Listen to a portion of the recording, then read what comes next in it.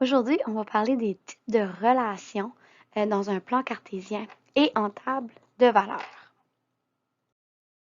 Alors, dès que tu as une relation entre la valeur x sur l'axe des abscisses et y sur l'axe des ordonnées dans un plan cartésien, tu es dans une situation de relation. Tu peux être dans une table des valeurs, tu peux être dans un plan cartésien, tu peux être en situation. OK? Lorsqu'on va parler du domaine, le domaine, c'est toutes les valeurs de x qui vont être utilisées dans la relation. Donc, tous les domaines, toutes les valeurs de x sur l'axe des abscisses. On va utiliser le petit symbole dom-f. OK? Donc, ici, pour dire le domaine, on va marquer dom-f. Puis, un exemple, dans notre relation, si on a utilisé ces 6 valeurs de x-là, donc si on a utilisé le x de 0, le x de 1, le x de 2, 3, 4, 5, on les écrit comme ça. Donc, ce sont les valeurs de x qui ont été utilisées. Ensuite de ça, on va parler de l'image aussi. L'image, c'est les valeurs d'y qui ont été utilisées dans ma relation. Image, y, image, y, ça commence par le même son. Alors, pour l'image, on va marquer ima de la fonction et on va écrire quelles valeurs d'y ont été utilisées dans ma relation. Donc, un exemple, ça pourrait être 2, 4, 6, 8 ou ça pourrait être d'autres valeurs, dépendamment quelles données qu'on travaille avec. On peut soit écrire le domaine puis l'image avec des accolades. Ça, c'est des accolades. OK? Alors, ce signe-là, c'est une accolade. On utilise des accolades lorsqu'on a des chiffres qui sont précis, donc des points, donc soit le 1 ou le 2 ou le 3. Mais on peut aussi utiliser les crochets qui sont comme ceci. Et les crochets vont servir si on utilise plutôt une ligne droite dans notre relation. OK? Donc, une pleine ligne, ça veut dire que ça va être toutes les valeurs entre là et là qui vont être utilisées. J'en fais un exemple un peu plus tard. Donc, on a différents types de relations, puis on peut le représenter de différentes façons. Donc, on peut utiliser l'ensemble des coordonnées comme ceci. Donc là, je vais dire, OK, regarde, j'ai 3 coordonnées, les voici. Je peux mettre ça dans une table des valeurs. OK? Alors, la première valeur, c'est mon x, négatif 4 pour un y de 1. Négatif 2 pour un y de 3 et 3 pour un y de 5. Ensuite, je peux aller mettre ça dans un plan cartésien. C'est un peu petit, mais on va faire du mieux qu'on peut. Le x est négatif 4 et le y est 1. Alors, ça me fait une coordonnée ici. Ma prochaine coordonnée, négatif 2 avec un y de 3. Négatif 2 avec un y de 3. Alors là, c'est mon autre coordonnée ici. Et ma dernière coordonnée de ma relation est un x de 3 et un y de 5. Et voilà. OK? Alors, ça, c'est une relation parce que dès que j'ai des coordonnées, j'ai une relation automatiquement. Maintenant, si je veux écrire le domaine, et là, je vais avoir de la misère à écrire ça.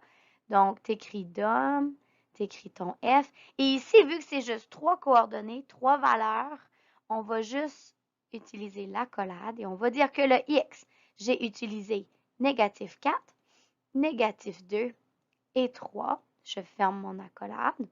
Et maintenant, je vais faire mon image de F. Je vais faire mon accolade. Et quelle valeur d'Y que j'ai utilisée? 1, 3 et 5. Je ferme mon accolade. Alors ça, c'est différentes façons qu'on peut représenter une relation. Maintenant, des relations, il y en a toutes sortes sur un plan cartésien. Ils peuvent être de différentes formes, différents formats. Ils ont tous des noms, OK? Ils ont tous des noms, mais on ne va pas apprendre les noms cette année. Mais l'important, c'est que tu réalises que certaines fonctions sont différentes visuellement. À partir d'une équation ou d'une règle, tu peux trouver une table des valeurs et tu peux tracer une relation. OK? C'est ça qu'on va apprendre à faire ici. Alors, voici l'exemple. Je vais maintenant aller le faire à la main pour vous montrer comment on le fait. Alors, voilà un exemple pour un exemple de relation. Un joueur de baseball frappe une balle dans les airs et la trajectoire de la balle est déterminée par la règle suivante. Y égale 4x2 plus 3. Trace la table des valeurs et trace le graphique. Ça fait qu'on va commencer notre table des valeurs avec 0, négatif 1, négatif 2, 1 et 2. Pour être capable de trouver la valeur de y, on va travailler avec notre équation. Y égale 4x2 plus 3. Fait qu'on va prendre nos valeurs de x, on va les remplacer ici, puis on va voir quelle valeur d'y que ça donne. Alors 4, on va remplacer le x par 0 au carré plus 3. Ceci, OK, il faut suivre la priorité des opérations. Donc, on va d'abord faire notre exposant. 0 fois 0, ça fait 0. Ensuite, j'ai une multiplication ici, puis une addition. Donc, je vais faire ma multiplication. 4 fois 0, ça fait 0 plus 3. Et y égale 3. Donc, dans ma relation ici, quand le x est 0, y va être 3. Je vais faire la même chose avec le x de 1. Donc, y égale 4. Je vais remplacer mon x par 1 au carré plus 3. Y égale, je vais faire mon carré. 1 fois 1, c'est 1. Plus 3. Y égale 4 fois 1, 4. Plus 3, y égale 7. Je vais faire la même chose avec le 2. Y égale 4, 2 au carré, plus 3. Y égale 4. 2 fois 2, c'est 4. Plus 3. 4 fois 4, c'est 16. Et 16 plus 3, 19. Et là, je vais faire la même chose. L'autre côté, mais avec négatif 1. Donc, y égale 4. Mon x est négatif 1 au carré plus 3. Négatif 1 fois négatif 1, ça fait positif 1. 4 fois 1 fait 4 plus 3 qui fait 7. Et ensuite, je vais faire mon dernier qui est mon x de négatif 2. Alors, 4, négatif 2 au carré plus 3, 4. Négatif 2 fois négatif 2, ça fait 4. 4 fois 4, ça fait 16. Et 16 plus 3 fait 19. Alors, tout ce que je fais, c'est que je prends les valeurs de x que j'ai choisies dans ma table des valeurs et je la remplace dans mon x ici. J'effectue ma priorité des opérations pour trouver mon y. À partir de ceci, je peux aller dans mon plan cartésien et tracer mes coordonnées. J'ai 5 coordonnées à tracer. Alors, je vais tasser ça un peu ici. Je vais prendre ma feuille quadrillée. Je vais commencer par tracer mon plan cartésien. Ma règle est collée. Bon. OK. Puis là, je regarde un peu mes valeurs. Là. Je vais me rendre jusqu'à 19. Donc, puis j'ai pas de y négatif. Ça fait, je vais aller faire une longue comme ça. Puis je vais mettre mon axe des x vraiment plus basse. Donc, j'ai tracé mes deux axes à la règle. Je mets mes flèches. J'identifie mon y et mon x. Regardez, je fais tout le temps mon plan cartésien au crayon si j'ai besoin d'effacer. Là, je vais choisir mes gradations. Donc, ça va être des gradations de 1 sur x. Puis de 1 aussi. J'aurais pu faire des bons 2, là. 9, 10, 11, 12, 13, 14, 15, 16, 17, 18, 19, 20, 21, 22. Bon, OK. Fait que rendu là, je vais aller mettre mes coordonnées. Alors, j'ai la coordonnée 0, 3. Donc, quand mon x est 0, donc ça va être sur mon axe des ordonnées. Ben, je fais une petite coordonnée ici. Ensuite, quand mon x est 1, mon y est 7. Donc, 1 sur x et 7 sur y. Lorsque mon x est 2, mon y est 19. Alors, mon x de 2, je vais monter jusqu'à 19. Voilà mon autre. OK? On voit bien que ça ne va pas faire une ligne droite. Voyez-vous, si j'essaie entre ce point-là puis ce point-là n'est pas du tout dans ma ligne. Puis là, si je mets mes deux autres coordonnées, donc avec un x de négatif 1, ça me fait un y de 7, donc un x de négatif 1. Ah, regardez, ça fait comme un effet miroir ici. Avec un x de négatif 2, j'ai un y de 19. Donc, je vais à mon négatif 2 et je monte jusqu'à 19. So, cette fonction-là, lorsqu'il y a un x au carré, on appelle ça la fonction quadratique. Ça fait une espèce de U comme ça. OK?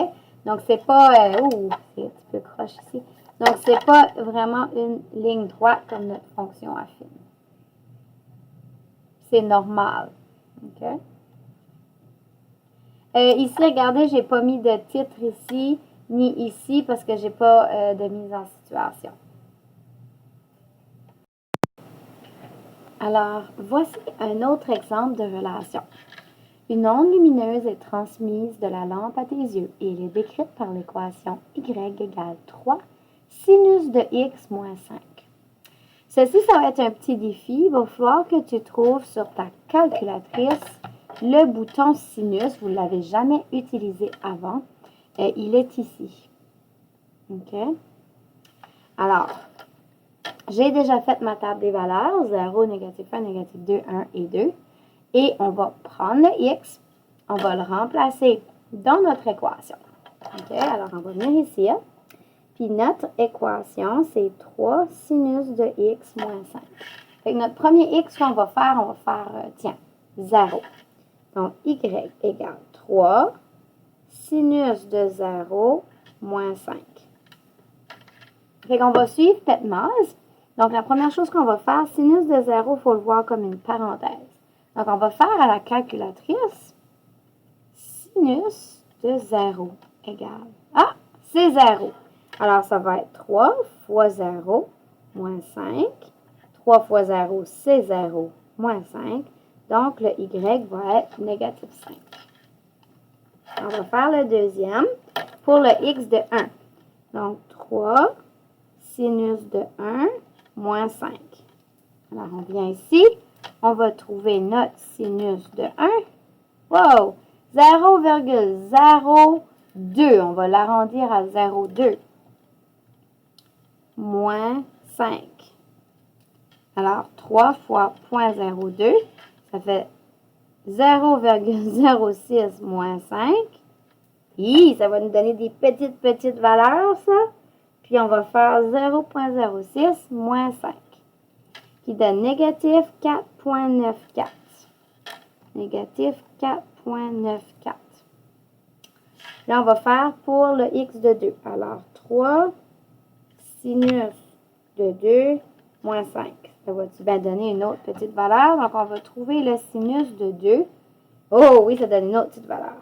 0,03 moins 5. Donc, 3 fois 0,03, qui est 0,09 moins 5. Et ça donne négatif 4,91. Négatif 4,91. Et là, on va aller faire ceux-là ici. Donc, un sinus de moins 1. 3 sinus de négatif 1 moins 5. Allons voir que ça donne un sinus de négatif 1. Puis, regardez, je vais le mettre... Ah, tiens, il met en parenthèse tout seul. Donc, sinus de négatif 1. On va fermer ça. Oh! Donc, ça donne 3. Ça donne négatif 0,02. Ça donne la même valeur numérique que tout à l'heure, mais dans le négatif. Alors, 3 fois négatif 0,02, ça donne négatif 6 centièmes moins 5, qui donne 5, négatif 5,06. Et je vais faire le dernier avec le négatif 2. 3 sinus de négatif 2 moins 5. Je me demande si ça va donner la même réponse que là, mais négatif. Allons l'essayer. Sinus de négatif 2. Oui! Alors, 3 fois négatif 0,03 moins 5. Le négatif 0,09 moins 5. Qui me donne un y de 5, négatif 5,09. Donc, maintenant qu'on a fait notre table des valeurs, on va aller essayer de tracer un graphique de ça.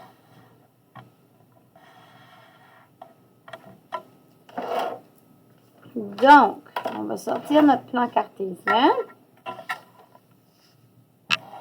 On ne va pas cacher nos valeurs. On va sortir la règle et le crayon. Et il va falloir bien penser à notre échelle ici.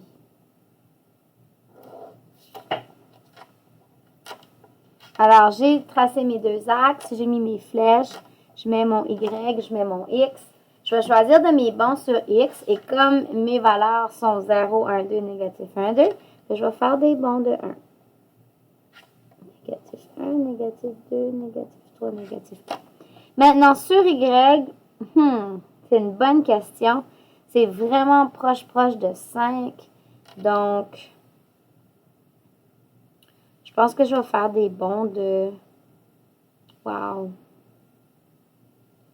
0.05, c'est bien. Si j'ai 5.05 ici, je vais avoir 5.10 ici, 5.15 là. Fait c'est des bonds de plus 0.05. Ici, c'est 0. De 0 à 5.05, c'est pas un bond de 0.05. Ça, je vais mettre ma troncature ici. Puis, je vais faire la même chose en bas, moins 5.05, moins 5.10, moins 5.15, négatif 5.20. OK, essayons d'aller voir si ça va marcher. Ah, j'ai pas mis mon 5. Ah, voyez-vous? Des fois, ça arrive qu'on fait des erreurs. Faut que je mette mon 5. Je vais quand même garder mes bonds de 0.05. Là, ça marchait, mais j'ai besoin du 5. So, je vais mettre mon 5 ici. 5.05, 5,10, 5,15, 4.95.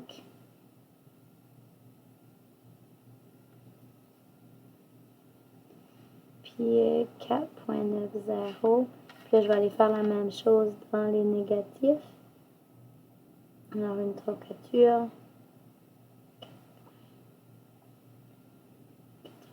95, négatif 5, négatif 5.05, négatif 5,10, négatif 5. OK. So là, je pense que ça va fonctionner. Ça fait quand mon X était 0, j'avais un Y de négatif 5. Alors, quand mon X est 0, j'ai un Y de négatif 5. Alors, ici. Ensuite, si mon X est 1, j'ai négatif 4,94. So, quand mon X est 1, négatif 4, ça serait comme ici à peu près. Ensuite de ça, pour le 2, X2, le Y est négatif 4,91.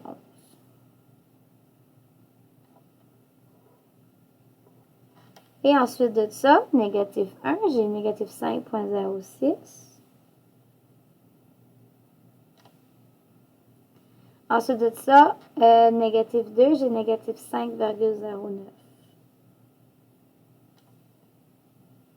Et là, je ne sais pas si vous voyez, c'est pas une ligne droite. OK, j'arrive pas à mettre une ligne sur tous mes points.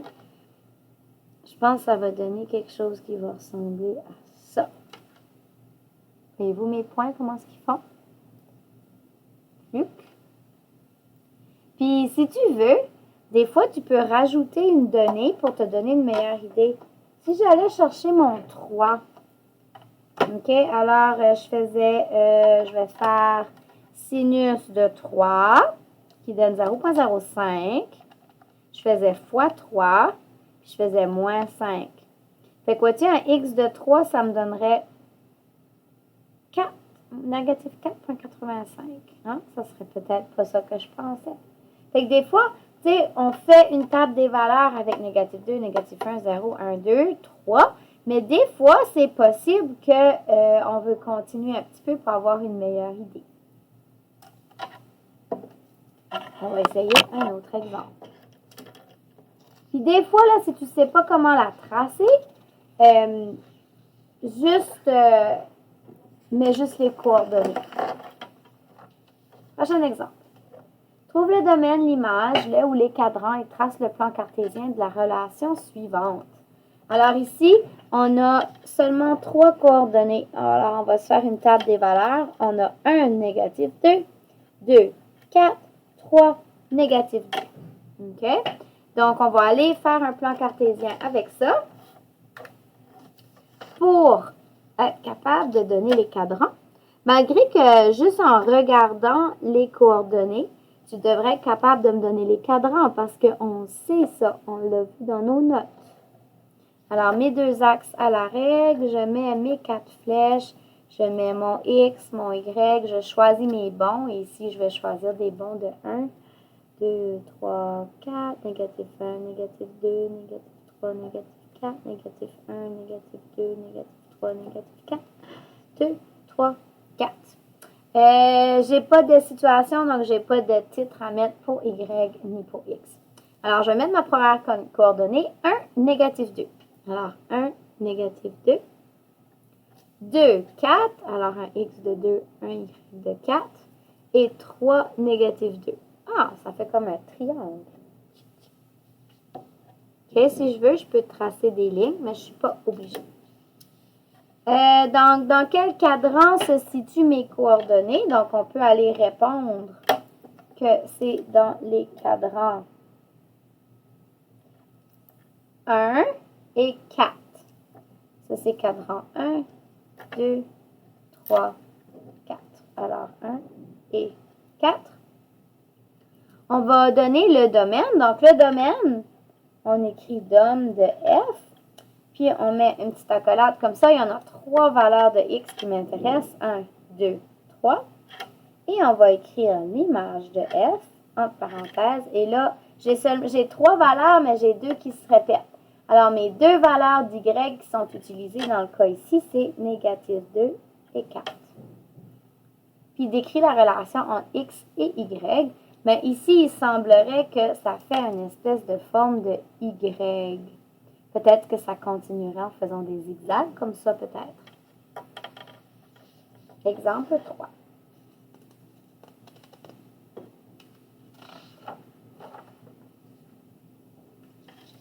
Exemple 4. Ça, c'en est une qu'on a faite qui ressemblait déjà. Remplis une table de valeurs, trouve l'image et trace le graphique pour l'équation y égale 2x2 plus 1 si le domaine est le suivant. Donc là, je dis que le domaine, c'est mes valeurs de x. Ça doit être négatif 2, négatif 1, 0, 1 et 2. Puis avec mon équation, je peux trouver mon y pour chacune de ces valeurs-là. On va commencer avec le x de négatif 2. Alors, y égale 2x. Donc, on va le remplacer par négatif 2 au carré plus 1. Alors, 2, négatif 2 fois négatif 2, ça donne 4 plus 1. 2 fois 4, ça fait 8. Oh, j'ai écrit 8. 8 plus 1. OK, on va l'effacer. Je voulais déjà mettre ma réponse de la ligne en bas. Et y égale 9. On va aller le faire pour le x, c'est négatif 1. Alors, y égale 2, négatif 1 au carré plus 1. Donc, ça vient tout le temps de ma formule de base. Négatif 1 au carré, ça donne positif 1. 2 fois 1, ça fait 2. Et ça me donne un y de 3. On va aller chercher le x de 0. Quel est le y? 2, 0 au carré plus 1. 0 au carré, c'est 0. 2 fois 0, c'est 0. Et 0 plus 1 est 1. On va aller chercher notre x de 1 maintenant. Y égale 2, 1 au carré plus 1. 1 au carré, c'est 1 fois 1 qui fait 1. 2 fois 1, ça fait 2. Ça donne un y de 3. Et on va faire le dernier pour un x de 2. 2 au carré plus 1, y égale 2 fois 4 plus 1, y égale 8 plus 1, y égale 9. Ça fait que là, on a rempli la table des valeurs pour ce domaine-là. On peut dire c'est quoi tout de suite l'image.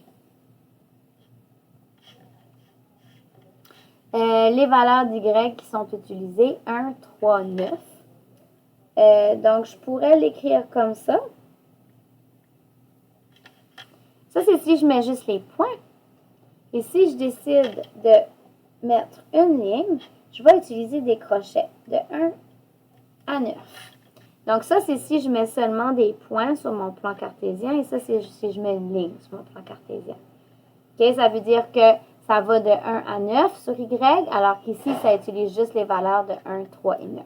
Voyons voir la différence sur le plan cartésien. Alors, on y va. À la règle, je trace mes axes. Je sais que je dois me rendre à un Y de 9. Alors, j'ai tracé mes deux axes. L'axe des ordonnées Y, l'axe des abscisses X. Je vais choisir des bonds de 1 sur mes deux axes. 6, 7, 8, 9, 10. Alors, je vais aller mettre mes coordonnées. Donc, quand mon X est négatif 2, j'ai un Y de 9. Donc, je mets ma coordonnée là. Lorsque mon X est négatif 1, j'ai un Y de 3. Lorsque mon X est 0, j'ai un Y de 1. Lorsque mon X est 1, mon Y est 3. Et lorsque mon X est 2, mon Y est 9. Regardez, ça ne fait pas une ligne droite. Okay, donc, c'est l'exemple qu'on avait vu plus tôt qui ressemble à ceci. Si j'avais juste laissé mes 5 coordonnées, j'aurais utilisé l'image suivante. Donc, si j'avais juste laissé mes coordonnées, j'aurais utilisé l'image 1, 3, 9. Mais vu que j'ai mis une ligne, ça veut dire que toutes les valeurs sont possibles entre 1, puis là, on va prendre l'espace et on va l'arrêter à 9. Alors, toutes les valeurs de Y sont utilisées de 1 jusqu'à 9. Voilà.